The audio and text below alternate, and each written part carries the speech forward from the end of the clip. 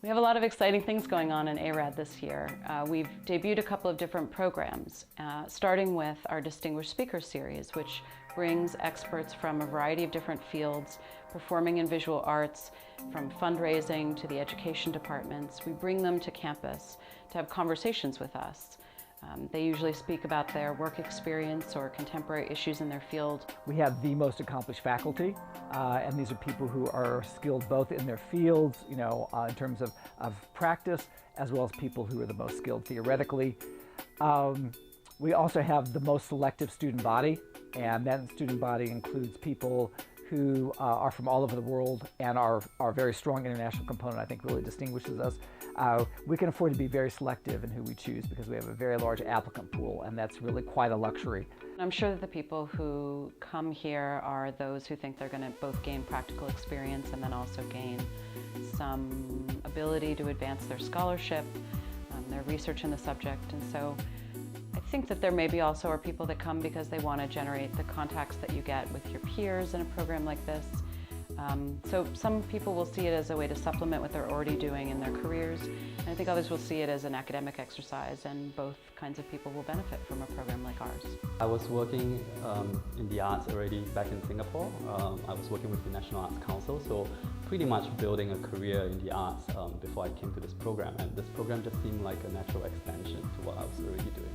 In my first semester here, we did a lot of fundamental kind of courses looking at the history of how the arts developed in the US, policy making, the various stages of development, so it's been fascinating for me. We want to equip our students with both theoretical knowledge as well as very practical knowledge. So we want them to lead with a skill, a very solid skill set, but we also want to teach people how to be very creative thinkers. So, that's our biggest mandate, I think. I decided to come to this program because after working for several years in museum education, I thought that I needed to take the next step in my career. I was really impressed with the curriculum and the variety of classes that students take across Teachers College and throughout Columbia University. One of the things that I find most valuable about this program is the kind of blend of theory and practice. So we take courses where we learn critical thinking skills, as well as classes that are more practical and things like accounting and development. So it kind of gives you the whole a broad skill set that is really applicable to working in the field. And this program is unique in a couple of different ways. The first is that it's in New York City, and so it offers the unparalleled art experiences, cultural experiences, the serendipity, the anonymity, the excitement of living in a global city.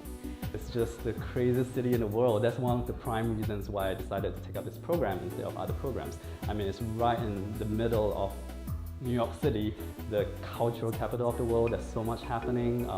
There's always a play going on, there's always an exhibition going on, there are concerts going on, and the best practitioners of the arts are here, congregated from all over the world. Students have access to courses in the business school, the law school, the School of the Arts, School of General Studies, Teachers College.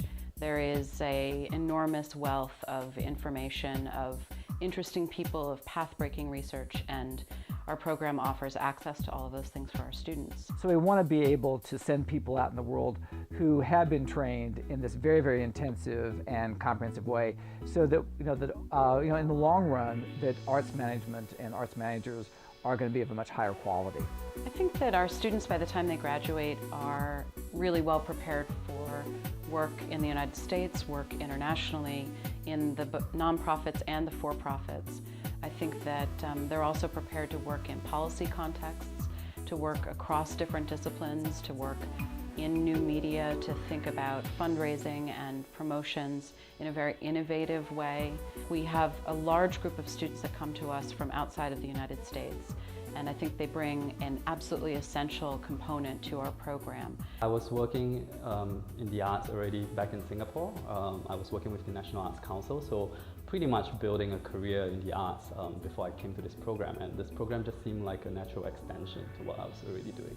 In my first semester here, we did a lot of fundamental kind of courses looking at the history of how the arts developed in the US, policy making, the various stages of development, so it's been fascinating for me. One of the things I really like about this program is the that there are opportunities built in for us to meet with professionals in the field.